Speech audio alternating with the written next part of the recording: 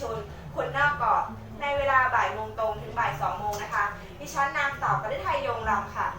ดิฉันนางสาวทัศวรรณพาโนมัยค่ะและดิฉันนางสาวอัญชนกพารักษาค่ะวันนี้นะคะพวกเราก็จะมาพูดถึงเรื่องของกัญชาให้ท่านผู้ฟังนะคะได้รับรู้ถึงเรื่องกัญชามากขึ้นนะคะเรื่องกัญชานะคะใบหญ้าต้องห้ามนะคะคนไทยแต่โบราณนะคะมักปลูกกัญชาไว้หน้าบ้านต้น2 ต้นเพื่อใช้ปรุงอาหารและเป็นสมุนไพรประจำบ้านเมื่อเวลาผ่านไปกัญชาก็ถูกบัญญัติให้เป็นสารเสพติดด้วยการบงการของนักการเมืองจากซีกโลกตะวันออกและลามปามมาถึงประเทศไทยซึ่งเป็นเมืองขึ้นทางการเมืองของฝรั่งเศสตลอดมานะคะรัฐบาลไทยจึงต้องยอมบัญญัติให้กัญชาเป็นสิ่งผิดกฎหมายเพื่อความอยู่รอดของตัวเองวันนี้เราจะมาพูดคุยถึงกัญชากันในหลายๆแง่มุมนะคะที่คุณอาจไม่เคยรู้มาก่อนและจะไม่ได้รู้จากสื่อทั่วไปกัญชาเป็นเรื่องที่มีความอ่อนไหวในสังคมไทยจึงต้องระมัดระวังให้เป็นพิเศษเรื่องความสุ่มเสี่ยงกระทำผิดตามพระราชบัญญัติยาเสพติดให้โทษ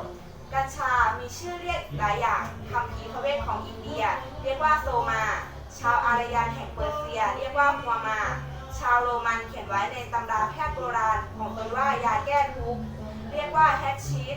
ตำรายาโบราณของชาวกรีกและอาหรับเรียกว่าคาเนบอสในแอฟริกาเรียกว่าแดกกาชาวอินเดียเรียกว่าบังและจารัสภาษาสันสกฤตเรียกว่าคันชิกะจะเห็นว่ากัญชามีอยู่ทั่วทุกภูมิภาคมาแต่โบราณทุกชื่อที่กล่าวมาถูกบันทึกไว้ในตำราแพทย์ทั้งสิ้น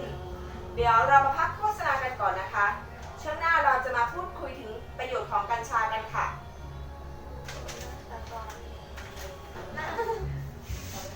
ค่ะกลับมาพูดถึงประโยชน์ของกัญชากันต่อเลยนะคะด้านการแพทย์กัญชาได้ใช้เพื่อวัตถุประสงค์ทางการแพทย์มานานกว่า 4,000 ปีแล้วในจีนโบราณอียิปต์อินเดียในอดีตกัญชาถูกใช้เป็นยาสามัญทั่วโลกใช้บรรเทาความเจ็บปวดเบื้องต้นจนกระทั่งมีการค้นพบยาแอมไพลินในสหรัฐอเมริกาได้ประกาศห้ามใช้กัญชาในปีพ.ศ. 2480 สาร THC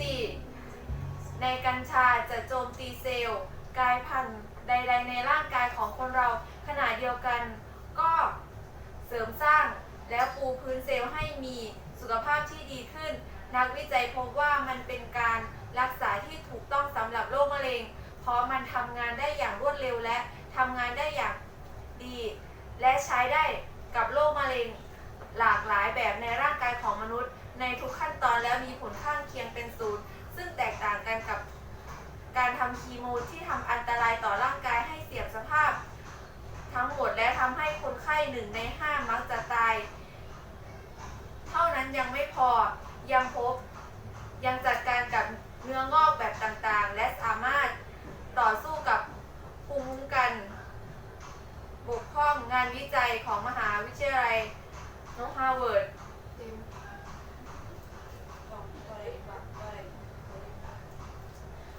ร์ดจากการทดลองกับหนูที่ฉีดเซลล์มะเร็งปอดในคนที่เข้าไปกัญชาสามารถลดขนาดของเนื้องอกได้ 50% และสามารถลดเซลล์มะเร็งได้ค่ะ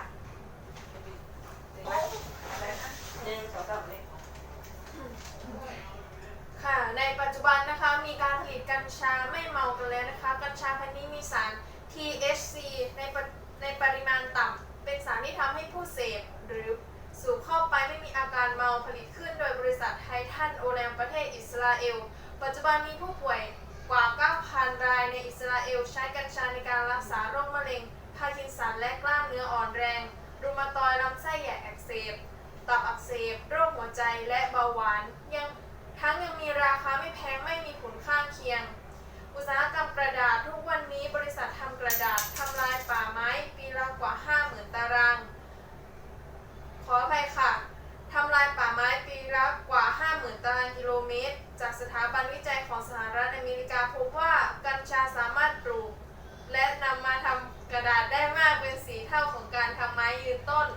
กัญชาซึ่งเป็นพืชที่มีวงชีวิตเพียง 120 วันสามารถที่จะปลูกได้ 10 ตันต่อพื้นที่ 2 ไร่ภายในเวลา 4 เดือนปลูกได้เร็วกว่าฝ้าย 4 เท่าได้น้ำหนักมากกว่าฝ้าย 3 เท่า กัญชาต้องใส่ปุ๋ย ไม่ต้องใช้สารพิษฆ่าแมลงนอกจากนั้นยังเพิ่มคุณภาพของดิน เพราะรากของกัญชาอย่างลงไปลึกเมื่อตัดต้นกัญชาแล้วรากก็ยังยึดดินกัดกร่อนของหน้าดินได้ดี ราคาเยื่อไม้ที่ได้จากต้นกัญชา ถ้าเป็นอย่างคุณภาพต่ำก็ตกราคาตันละ 10,000 บาท ถ้าคุณภาพสูงมีราคาตันละ 37,000 บาท เมื่อเทียบกับเยื่อไม้ราคาตันละ 1,500 บาท ตอนนี้นะคะรายการของเราก็ได้หมดเวลาลงแล้วนะคะ สามารถมาพบกับพวกเราใหม่นะคะ ทางคลื่น 95 เมกะเฮิรตซ์นะคะ พวกเราก็จะนำสาระดีๆนะคะ